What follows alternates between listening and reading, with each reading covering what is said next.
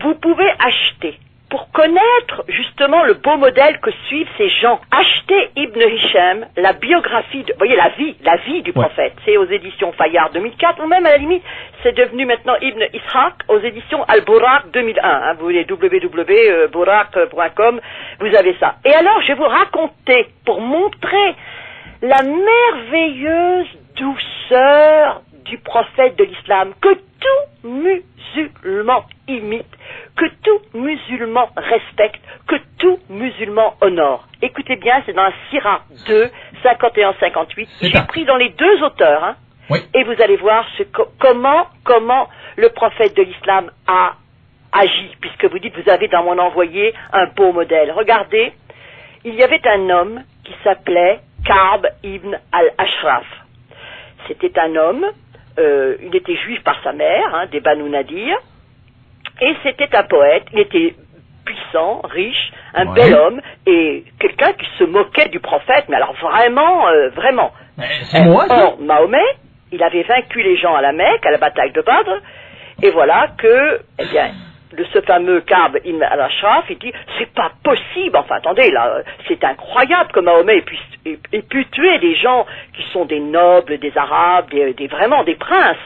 Si cela est vrai, franchement, je préférerais être sous terre que de vivre dans la honte. Alors c'est vrai qu'il s'est rendu à la Mecque et puis il a excité les gens contre le prophète en disant, mais attendez, réagissez là, c'est impossible ce prophète, etc. Et puis il a fait des méchants poèmes en disant les femmes musulmanes c'est des putes, il a fait des méchants poèmes contre les compagnons. Et alors écoutez bien, page 21, d'après ce qu'a rapporté Abdallah ben al-Mughith ben Abu Burda, l'envoyé d'Allah sallallahu alayhi wa sallam dit, écoutez bien cette phrase, l'envoyé d'Allah, prophète venant de Dieu, messager respecté sur toute la surface de la terre, qui me débarrassera d'Ibn al-Ashraf? C'est dans le premier texte. Et dans l'autre texte, c'est qui me débarrasserait d'Ibn al-Ashraf? Vous imaginez un homme qui dit ça, hein? Et tout de suite, il y a Muhammad ben Maslama qui répond, moi, ô envoyé d'Allah, je m'en chargerai, je le tuerai. Et l'envoyé d'Allah répond, l'envoyé d'Allah, prophète, devant l'Éternel, dit, fais-le si tu peux.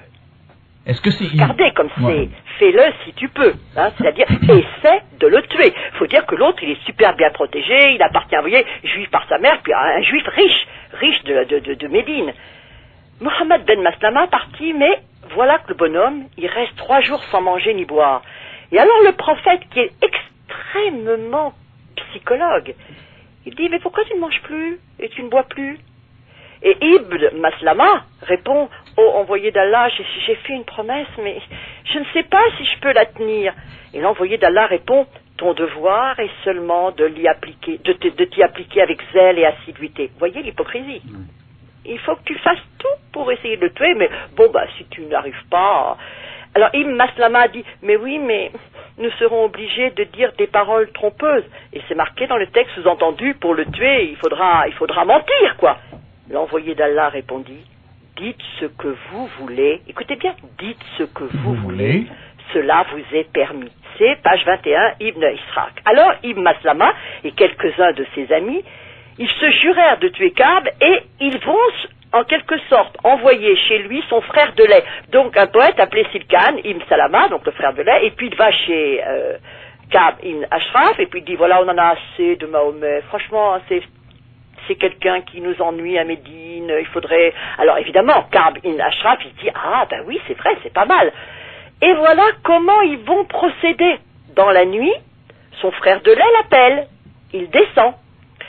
Parce qu'attention, il se méfiait, mais là, on ne se méfie pas de quelqu'un qui, vous voyez, qui est son frère de lait, qui a eu la même nourrice, donc il descend, et puis il dit, voilà, tu vois, je te présente des amis, on en a tous assez de ce prophète, vraiment, dans Médine, il nous pourrit la vie. Ils marchèrent durant 1 heure, et regardez, il introduisait, ce fameux frère de lait, ce traître, Abu Naïla, il introduisait sa main dans les cheveux de Ka'b en disant, oh, comme tu sens bon, je n'ai jamais senti un meilleur parfum. Il répétait le même geste pour mettre l'autre en confiance. Et le poète juif était tout détendu. Et tout d'un coup, écoutez bien, ça se précipite. Silkan saisit les mèches de Ka'b ibn Ashraf et dit à ses compagnons, allez, frappez maintenant. Frappez cet ennemi de Dieu.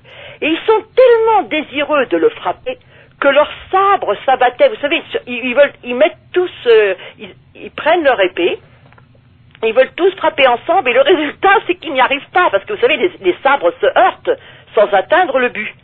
Et alors Karb, évidemment, il pousse des cris si forts que les maisons autour s'éclairent, et Ibn Maslama dit, écoutez bien, voyant que nos sabres ne servaient pas à grand-chose, je me souvins que j'avais à la taille un poignard effilé. Je lui plongeais dans le ventre et il y enfonçait de tout mon poids. Le stylet, c'est-à-dire le sort de petit poignard, ressortit de son bas-ventre et l'ennemi de Dieu s'écroula. Et dans Ibn Ishaq, on parle, c'est pas un poignard, on dit que c'est un couteau. Vous voyez qu'on dit, quand je vis que nos épées ne servirent à rien, je me suis souvenu d'un couteau attaché à mon épée, je le pris et l'enfonçai dans le bas-ventre, et je me pressais sur lui jusqu'à ce que j'atteignis le pubis.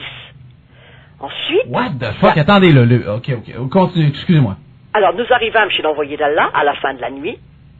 Le prophète ne dormait pas, il était en train de prier, tu parles mon œil. Il sortit vers nous, nous l'informâmes du meurtre de Karb, et il y avait un des compagnons, vous savez, ceux qui avaient perpétré, qui était un peu blessé. Le prophète cracha sur la blessure, car il était aussi guérisseur. Et le lendemain, écoutez bien ça, en apprenant la mort de Karb ibn al-Ashraf, le poète juif, les juifs furent pris de peur et chacun se mit à craindre pour sa vie. Page 232. Mais attendez, ce qui est extraordinaire, c'est que ça continue, page 232, Ibn Hisham. Le prophète alors recommanda à ses compagnons, écoutez bien, tout juif qui vous tombe sous la main, tuez-le. Et page 25 de Ibn Ishaq, l'envoyé d'Allah a dit, tuez tout homme juif dont vous vous emparez. Vous imaginez, dans l'inconscient actuel, vous avez dans mon envoyé un beau modèle. Alors, voyez, c'est ça, et attendez, vous allez voir, il y en avait quand même des Arabes, parce qu'on dit, oh mais le prophète, c'est normal, il fallait qu'il se défende contre... Mais attendez, il y a quand même un Arabe, et il est cité qu'il n'était pas musulman, et qui demanda à son frère, dis donc, toi, c'est toi qui as tué Karb ibn Yahuda, donc un juif. Il dit, oui, c'est moi. Et il répond, tu vas donc t'engraisser de la fortune de cet homme, tu n'es qu'un vil individu. Et regardez ce que répond l'autre. J'ai reçu l'ordre de le tuer, de quelqu'un à qui j'obéirais, même s'il m'ordonnait de te tuer toi. Et le frère, il a tellement été étonné de la réplique, qu'il s'en alla choqué. On raconte qu'il se réveillait la nuit en sursaut, il était obsédé, parce qu'il s'est dit, oh là là là là. Donc un matin, il s'est réveillé, il a dit, ah ça c'est une religion. Et puis il s'est converti à l'islam. Parce que son frère avait dit, dans l'autre chez Ibn Hisham, je jure par Dieu que si Mahomet m'ordonnait de couper ton cou, je le ferais. Alors, vous allez dire, ça c'est une... Et ça, je dis, c'est une religion qui porte la violence, intrinsèquement violente. Mais attendez, quand vous dites religion de paix, page 64 du même Ibn Ishaq, vous avez le lavage des épées. Attendez, le lavage des épées, c'est pas la cueillette des pâquerettes, hein. Ah non, je pensais que c'était ça, justement. Regardez ce que Ibn Ishaq dit. Lorsque l'envoyé d'Allah est rentré chez lui, il donna son épée à sa fille Fatima et lui dit, lave le sang qui s'y trouve, ma fille. En effet, elle m'a bien servi aujourd'hui. Mais il y a mieux, non seulement ce n'est pas une religion douce, une religion de violence, non seulement ce n'est pas une religion de paix, mais une religion d'épée, et vous voyez, où là vraiment il y a le sang et l'épée, mais c'est que, devinez qui les aide, page 272, Ibn Hisham. D'ailleurs, le traducteur n'a même pas osé traduire. Il dit Jibril apporta au prophète l'ordre de combattre les Quraïza, la tribu. Vous savez qui c'est Jibril? Mais c'est comme Ismaïl pour vous, c'est Gabriel, l'ange Gabriel. Alors tenez-vous bien, on est en plein délire.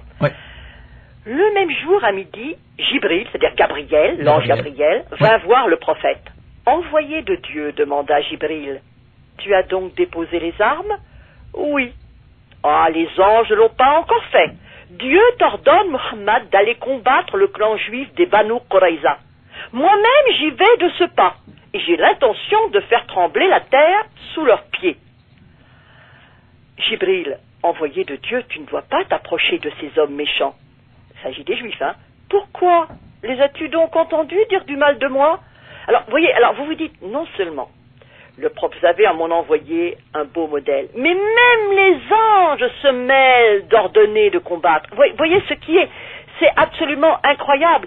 Et pour on dit carrément l'exécution, alors non seulement il y a eu Ka'b ibn Ashraf d'exécuter, mais il y a l'exécution d'un autre qui s'appelle Huyay ibn Akhtab, Sira 2, 241.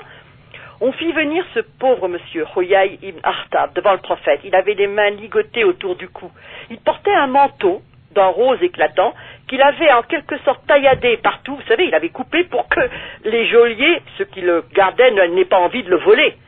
Et il s'adressa à l'assistance. Nous acceptons l'ordre de Dieu, dit-il. C'est une tuerie que Dieu a décidé d'inscrire dans le destin du peuple d'Israël. Puis il s'assit, et c'est ça qui est important, parce que vous allez penser à quelque chose comme moi, et le prophète lui trancha la tête. Comment voulez-vous que des gens qui imitent le prophète ne disent pas, puisqu'il l'a fait lui, eh bien nous le ferons comme lui. Puisque vous avez en mon envoyé un beau modèle, et que par conséquent celui qui obéit au prophète obéit à Dieu, puisque le prophète a tranché la tête, pourquoi, moi, musulman, je ne trancherai pas la tête? Je vous pose la question, Ismaël. Pourquoi? Pourquoi nous dit-on que l'islam est paix, tolérance, douceur, quand moi, qui travaille ça depuis des années, il suffit que j'ouvre une page au hasard et je vois que c'est du sang, de la violence, l'ordre de combattre, l'incitation à tuer, l'incitation à la haine du non-musulman. Vous voyez, je ne parle même pas des femmes. Ce qui est grave, c'est l'ordre de supprimer, de combattre, de tuer le non-musulman.